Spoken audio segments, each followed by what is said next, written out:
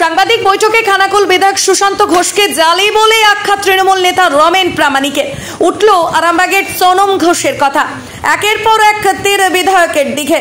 আরামবাগ মহকুমার মধ্যে বিধায়ক সুশান্ত কমজোরি, তাকে নিয়ে বেশি চর্চা সাধারণ মানুষ থেকে রাজনৈতিক মহলে। এমনটাই জানালেন রমেন খানাকুলের রাজনৈতিক পারোত্তঙ্গে। ব্যুরো রিপোর্ট, নিউজ অগ্নি। নামে নয়, কাজে সাংবাদিকতা। আপনার পরিচয়? আমি রমেন প্রামাণিক, খানাকুল ব্লক সভাপতি। প্রেস মিট কি জন্য? নমস্কার, শুভ সন্ধ্যা। আজকের প্রেস মিটটা এই জন্যই, মানে আপনাদেরকে বারবার বলতেও খারাপ লাগে, এবং যার বিরুদ্ধে প্রেস মিটটা আমার, তার বিরুদ্ধে মানে তার সম্বন্ধে ভাবতেই এখন আমার কেমন একটা লাগে। যাই হোক, তবুও তিনি আমাদের বিধায়ক, সম্মানীয় মাননীয় সুশান্ত ঘোষ মহাশয়। কালকে তিনি অনেক কথা বলেছেন থানা ডেপুটেশন দিতে এসে, আমাকে সোনাচোর নাম ধরে। আমি কোর্টের নোটিশ পাঠাতে পারতাম, আগে উনি পাঠাবেন বলেছেন, আগে দেখি কি করে, তারপর ওনাকে আমি যেখানে জালিয়াতিতে পাঠাবো সে পাঠাবো। প্রথমেই বলি, ব্যক্তিগত স্তরে আমি দলের মুখপাত্রও নই, আমি দলের সভাপতি, কিন্তু ব্যক্তিগত স্তরে যখন কাউকে বারবার এইভাবে আঘাত করা হয়, তাই এই প্রেস মিটটা। আর আমার মনে হয় না আজকের পর থেকে আর ওর বিরুদ্ধে প্রেস মিট দেবো। আমার ঘেন্না হয়, আমার ভাবতে অবাক লাগে যে উনি আমাদের বিধায়ক। প্রথমেই বলি, বীরেশ্বর পাত্র ছিনতাই কেসে আপনারা খবর করেছিলেন, জানেন তো, কুশল বটব্যায়। ওদের পঞ্চায়েত সমিতি 38 নম্বর পঞ্চায়েত ইলেকশনে ভারতীয় জনতা পার্টির ক্যান্ডিডেট ছিল, 38 নম্বর সিটে খানাকুল এক পঞ্চায়েত সমিতি। আবার এইবারের 2024 ইলেকশনে জেল খেটে বেল পেয়ে আসার পরেও তিনি বুথ এজেন্ট বসেছিলেন বিজেপি। তিনি একদম মানে বিধায়ক ঘনিষ্ঠ। এবং দেখুন ছবিটা, ওনাকে এর আরও ছবি আছে, শুধু এই ছবি নয়। এটা আমি একটা জাস্ট, অনেক দেখাতে গেলে একটা বড় প্রেস মিট হয়ে যাবে, তাই একটা দেখালাম। এবং ওনাকে ওই ছিনতাই কেসে ছাড়ানোর জন্য বিধায়ক 1.5 ঘন্টা বসেছিলেন থানা, আমরা জানি, এটা সবাই জানি। এখন বিষয় হচ্ছে, জানি না বিধায়ক ভাগ পেয়েছিল নাকি। ছিনতাই কেসে 5 বড়ি হার উদ্ধার হয়েছিল, যেটা হচ্ছে বীরেশ্বর পাত্র ছিনতাই করেছিল অনন্তনগর। এবং বাইক যে লিফটিং হয় তার কেসেও ইনি জড়িত আছেন। তিনি আবার ভারতীয় জনতা পার্টি এজেন্ট বসছেন জেল থেকে ছাড়া পেয়ে। এবং প্রতিটা যখন আন্দোলন হয় দেখবেন রাস্তা অবরোধ করছে বিধায়কের সাথে, দেখতে পাওয়া যায়। তার মানে কতটা গভীর সম্পর্ক জানে। ইভেন গাড়ি চালিয়ে মাঝে মাঝে নিয়ে যায়।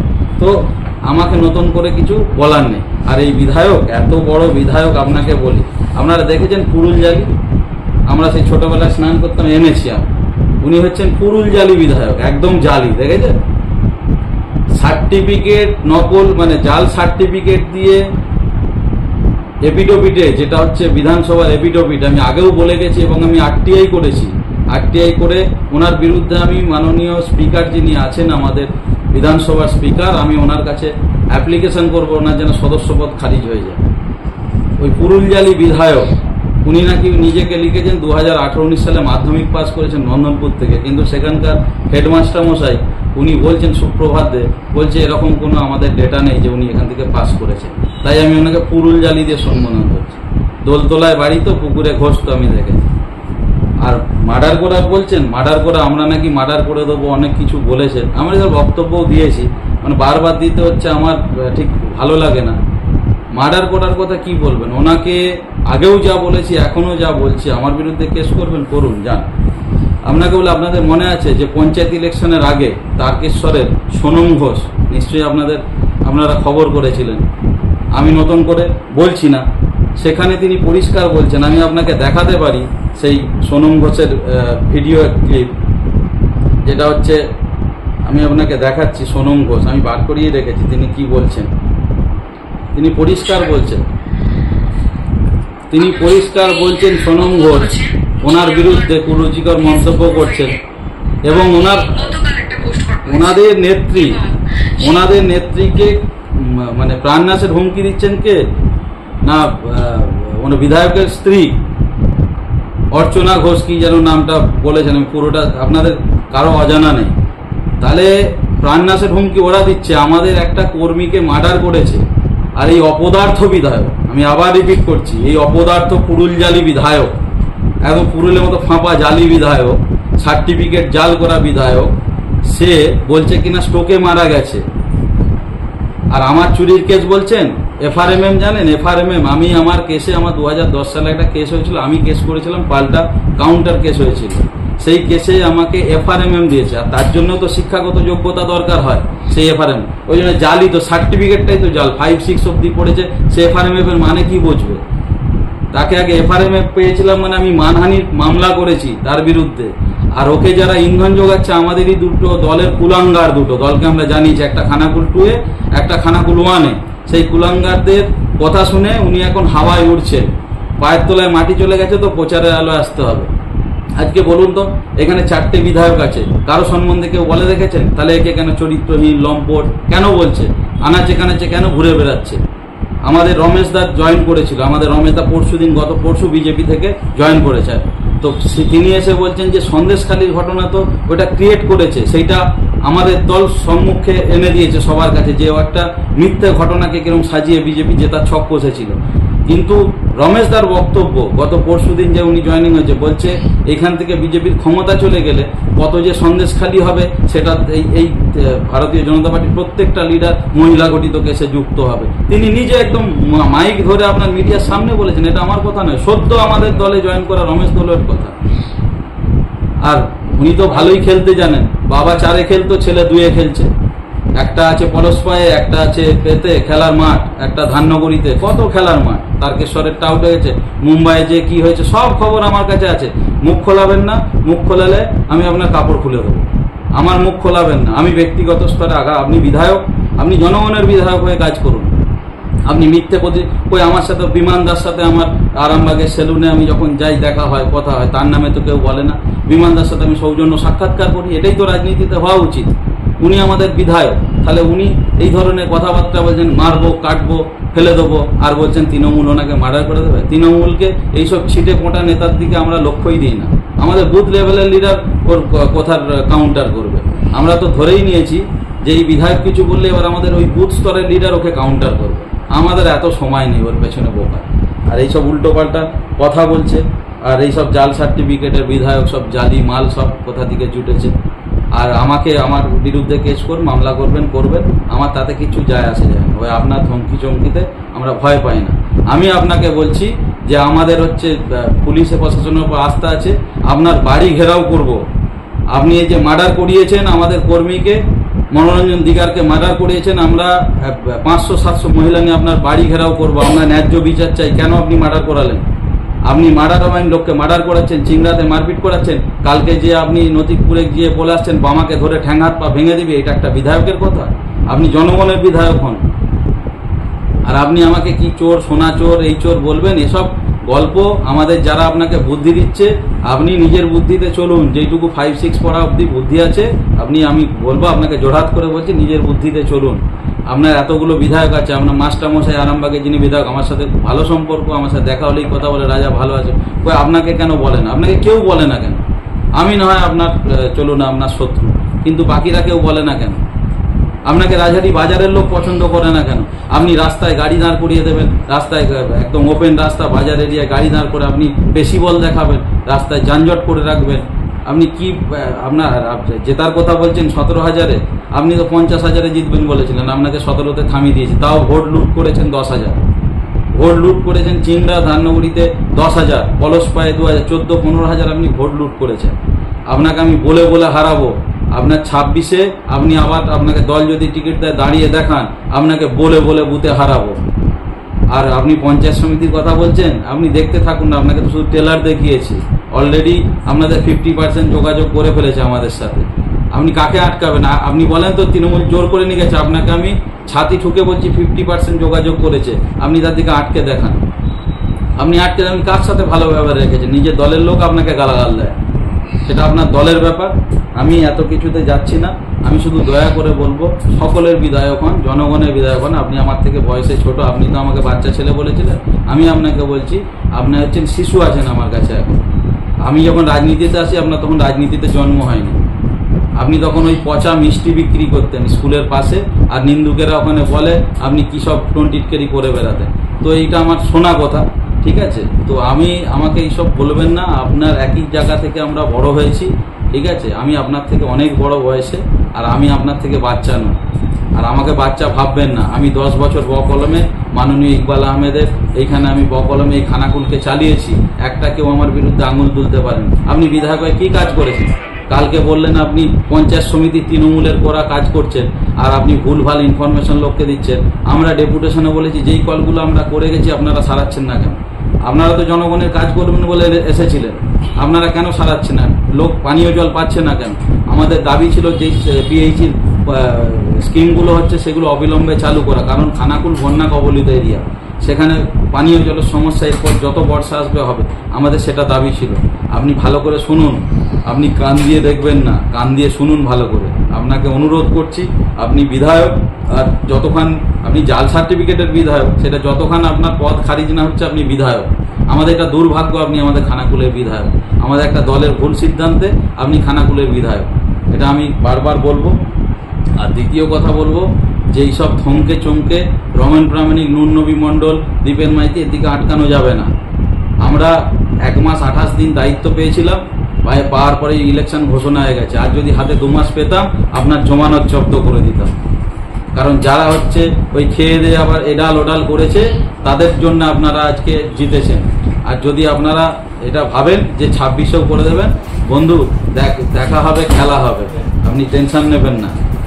আর আপনাকে আরো একটা কথা বলি, আপনি উন্নয়নের কাজ করুন। আপনি 3 বছরের বিধায়ক, কি কাজ করেছেন? আপনি তো বড় বড় প্রতিশ্রুতির বন্যা বইয়ে দিয়েছেন, ব্রিজ হবে, এ হবে, ব্রিজ ফ্রি করে দেবো। আপনি বসে বসে লোককে দিয়ে তোলাচ্ছেন। আপনি তো জনগণের বিধায়ক, কেন মুচিঘাটা ব্রিজের রিপেয়ার হয়নি?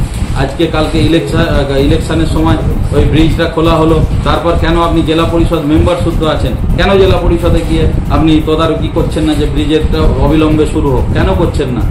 আপনি বিধায়ক প্লাস জেলা পরিষদের মেম্বার, আপনার তো কাজ করার অফুরন্ত জায়গা। আপনি কটা চিঠি করেছেন আপনি দেখান। আমি তো বকলমে এমএলএ 10 বছর কাজ করেছি, আমি নখদর্পণে জানি খানাকুলকে। আপনি বলুন, আমি আপনাকে হেল্প করব, কিন্তু অভিযোগ করবেন না উল্টোপাল্টা, আর এইসব ব্যক্তিগত স্তরে যাবেন না। আমার কাছে এত তথ্য আছে, তাহলে আপনার প্যান্ট খুলে নেব। আমাকে এইসব বলবেন না। এই চোর ফোর বলবে আপনি চুরি করেন, আপনার আগের কি সম্পদ? আপনি পচা মিষ্টি বিক্রি করতেন, আপনার কোথা থেকে এত সম্পত্তি হলো? আপনার থার্ড বার সাউথের হিরোদের মতো আপনি কালো ব্ল্যাক কার্ড নিয়ে ঘুরছেন, আপনার কোথা থেকে এত সম্পত্তি এলো? কারণ আপনাদের ইডি সিবিআই হবে না, কারণ আপনারা তো ওইটা তো আপনাদের পার্টি অফিস হয়ে গেছে। তাই বলি, এইসব বলবেন না। আমি ব্যক্তিগত স্তরে আপনাকে কিছু বলতে চাই না। আপনি জনগণের বিধায়ক, জনগণের কাজ করুন। আপনাকে অনেক অনেক ধন্যবাদ আর শুভেচ্ছা রইল। আপনার পদটা যতদিন না খারিজ করুন ততদিন। ধন্যবাদ, নমস্কার। দাদা, আপনাদের কিছু প্রশ্ন থাকলে দাদা মাঝে একটা কথা বলে গেলেন যে বাবা এবং ছেলে যে 2-4 বিষয়টা, ওই বিষয়টা যদি একটু ভেঙে বলতেন। দেখুন, ওইটা একটু ডিপলি ভাবুন না। আমার ভাবনায় আমি বলেছি, একটু গভীরভাবে চিন্তা করুন, দেখবেন পরিষ্কার, চোখ বুঝিয়ে চিন্তা করবেন। এরকম ভাবে 2-4 গল্পটা ভেবে না। গতকালই টেবিল ডেপুটেশনে এসে বিধায়ক অভিযোগ করেছে তৃণমূলের অনুগামী বা তৃণমূলের লোকেরা কালো কাপড় বেঁধে সন্ত্রাস চালাচ্ছে। অ্যাকচুয়ালি উনি ভয় পেয়ে গেছেন। উনি ভয় এত দুর্নীতি করেছেন, পাবলিক এই যে বললাম না খুন করেছেন, যে কোনো মুহূর্তে ওনার ওখানকার সাধারণ পাবলিক বাড়ি ঘেরাও করে দেবে।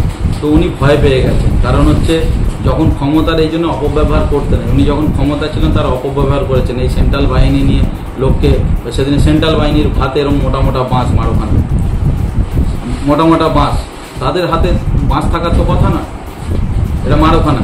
তো এইসব মিস ইউজ করছে, এইসব ফোর্স দিকে মিস ইউজ করছে, তার দিকে এইসব করে এইসব জিনিস হয় না। হচ্ছে তৃণমূলকেই কালো পতাকা বা বেঁধে ঘুরতে হয় না। তৃণমূল মামাটি মানুষের সরকার। আমি প্রথম থেকেই বলি, আমরা বদলা নয় বদল চাই বিশ্বাসী। তাই দেখছেন খানাকুলে একটা তৃণমূলের কর্মী কাউকে মেরেছে দেখান।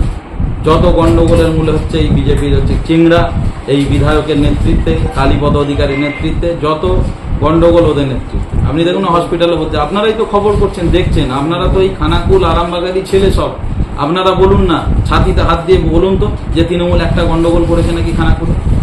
কালীপদ অধিকারী বলছে আমাকে রাতারাতি তৃণমূল হচ্ছে নেতা বানিয়ে দিল। আমি আর নেতা না, আমি একজন মাস্টারমশাই। তাই মাস্টারমশাই তো উনি তো সিপিএম এর হারমাত ছিলেন, একদম হাত পাকিয়েছেন কিভাবে করতে হয়, যে সাদা থান এইসব হচ্ছে উনি হাত পাকিয়ে। সেটাই তো আমি বললাম যে মাস্টারমশাই শিক্ষকতা করে, আপনি ভালো থাকুন। হ্যাঁ, আপনি হাঁটতে হাঁটতে জিতে গেছেন, ঠিক আছে।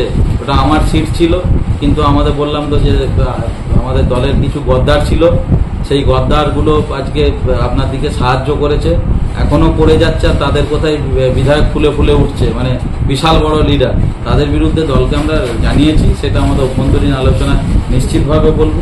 আপনার কথা ধরে এটা ধরে নিতে পারি মহকুমার মধ্যে 4 জন বিধায়ক, সেই বিধায়কের মধ্যে খানাকুল বিধায়ক সুশান্ত ঘোষের গুরুত্ব কমছে দিন দিন। হ্যাঁ, উনি গুরুত্ব বাড়ানোর জন্য, প্রচারের আলোয় থাকার জন্য এইসব করছেন। আপনি দেখুন, আর কালকে গোঘাটে বিধায়ক এসেছিলেন, আমি ওনাকেও খুব শ্রদ্ধা করি। আমি বলছি আপনাকেও হাত জোর করে করছি, এইরকম লোকের সাথে ঘুরবেন না, আপনার গায়ে কালি লাগবে, ঘুরবেন না এরকম। দাদা, গতকালই সাংবাদিক বৈঠকে খানাকুল বিধায়ক সুশান্ত ঘোষ জানিয়েছেন যে আপনারা বাইরে থেকে লোকজন এনে একটা বিধায়ককে চক্রান্ত করছে ফোনের জন্য, যেখানে আপনার নাম বলা হয়েছে রবি মন্ডল সহ, যেটা বর্তমান এমপি। এই বিষয়টি কি বলতেন? দেখুন, আমাদের এমপি খুব সাধারণ সাদামাটা একজন মহিলা, তার গাড়ি ভাঙচুর হয়েছে, তাকে হারানোর যে কৌশল করেছিল বুথ জাম করে, কিন্তু বলে না বাপ বাপকে ছাড়ে না, সে আমাদের এমপি কিন্তু জিতে গেছেন। আমরা আগেই আমাদের জেলা সভাপতি বলে দিয়েছিলেন যে মিতালি এমপি হয়ে গেছে। আমরা একদম খুব আশাবাদী যে দিদি এমপি হয়ে গেছেন। আর স্বচ্ছ, কোনো রকম অহংকার নেই, কিচ্ছু নেই, একদম মেঠো মেয়ে যাকে বলে, গায়ের মেয়ে। আমরা খুব ভাগ্য করে এরকম একটা এমপি পেয়েছি। তার গায়ে কাঁদে লাগাতে গেলে না, পাবলিক ওর গায়ে এরকম মোটা কাদার এরকম ডেলা, গোবরের ডেলা নিয়ে গায়ে মারবে এবারে, ঠিক আছে? তো এইগুলো নিয়ে আর আমরা খুনের চক্রান্ত, আমি তো বললাম ওনার ওয়াইফ, একটা সোশ্যাল মিডিয়া আপনারা দেখালাম তো, ওনার ওয়াইফ কাকে প্রাণনাশ হুমকি দিয়েছে, কাকে? বিজেপিরই কার্যকর্তাকে। তাহলে হুমকি ও হমকা ওনারা দেন, আমরা দিই না। অ্যাকচুয়ালি ভয় পেয়ে গেছে, ভয়েতে উল্টোপাল্টা। চক্করপুর আছে, আমরা জানি চক্করপুরে বালা পড়লে নাকি মাথা সব ঠিক হয়ে যায়। চক্করপুর না হলে আমাদের যারা কার্যকর্তা আছে বলবো নিজেরা চাঁদা তুলে ভাই বিহারে নিয়ে যাও বালা পড়াতে, এই বিধায়ক পাগল হয়ে গেছে। উনি যেটা বলতে চাইছেন যে আপনারা চক্রান্ত করেছেন, বাইরে থেকে লোকজন এনে রেখেছেন, পরবর্তী সময়তে যে কোনো সময় খুন হয়ে যেতে পারে, এমনটা কিন্তু এবং খুন হলে আপনাকে, মিতালির দিকে এবং দায়ী থাকবে রমেন প্রামাণিক, মিতালি বাগ এবং নুরনবী মন্ডল, এদের 3 জনকে বারবার অভিযোগ করছে যে আমার কোনো ক্ষতি হলে এরা 3 জন দায়ী থাকবে। আমি বলছি এরকম পরিকল্পনা করছে না তো যে আবার আমাদের একটা কর্মীকে খুন করবে আর দিয়ে আমাদেরকে শাসাচ্ছে। আমি বলছি ওনার কাছে তো সেন্ট্রাল ফোর্স আছে, সেন্ট্রাল বাহিনী আছে, ওয়াই প্লাস ক্যাটাগরি মনে হয় সিকিউরিটি পানো। তো ওনার তো এত ইন্টেলিজেন্স আছে, এত আইবি আছে, এত আছে সেন্ট্রালে, এত বড় একটা দল, মানে ভারত পৃথিবীর একটা বড় দল, অর্থ আপনি দেখুন না, মানে কত কিছু এদের ব্যাপার আছে। এদের প্রধানমন্ত্রী 10 লাখ টাকা শুট করে, 10 কোটি শুট করে। তো আমার বিষয় হচ্ছে এদের কাছে এত ইন্টেলিজেন্স আছে, এত ভয় কিসে? আগাম সতর্কতা, আরো সিকিউরিটি বাড়াতে বলবো তো। আমাদের তো এটাই উচিত, আমাদের বিধায়ককে। আমি তো বলবো ওনার সিকিউরিটি কম পড়লে আমরা দেবো সিকিউরিটি, বলুক না, আমরা দেবো, আমাদের রাজ্য সরকার দেবে। আমি রাজ্য সরকারের কাছে অ্যাপিল করব, আমি আমার মাননীয় মুখ্যমন্ত্রীর কাছে হাত জোর করে অ্যাপিল করবো ওনাকে সিকিউরিটি দেওয়া হোক। উনি তো সাউথের ফিল্মের মতো মাঝে মাঝে ফেসবুকেও দেখি এইভাবে স্টেন গান টাঙিয়ে যাচ্ছেন, মানে মাঝখানে যাচ্ছেন, বিশাল সাউথের মাঝে মাঝে ফিল্ম দেখেন তো, দেখবেন একদম সেম ক্যাটাগরি। আসলে অযোগ্যর হাতে যখন ক্ষমতা দিয়ে দেওয়া হয় সেই রকমই হয়। সে তো পদের গরিমাই জানে না। জালি সার্টিফিকেটের বিধায়ক আমাদের দলের ভুলে জালি বিধায়ক হয়ে গেছে। এই যে পুরুল জালি বিধায়ক, ওর নাম আজ থেকে দিলাম আমি পুরুল জালি বিধায়ক। আমার নামে কেস করবেন, করুন, আমি প্রস্তুত আছি। তারপর আপনাকে কোর্টের ঘানি টানাবো, আমাকে শোনা চলবে।